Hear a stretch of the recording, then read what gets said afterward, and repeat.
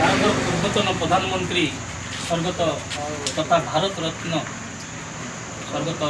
ଅଟଳ ବିହାରୀ ବାଜପେୟୀଙ୍କର ସପ୍ତମ ଶ୍ରାଦ୍ଧବାର୍ଷିକୀ। ଏଭଳି ଏକ ନେତା ଆମର ଜନମାନସରେ से कम्युनाल नथिले सर्वधर्म जाति धर्म निर्विशेष से गोटे भारतर गोटे प्रख्यात बुद्धिजीवी सहित अर्थशास्त्री विशिष्ट राजनीतिज्ञ एथिरे कौन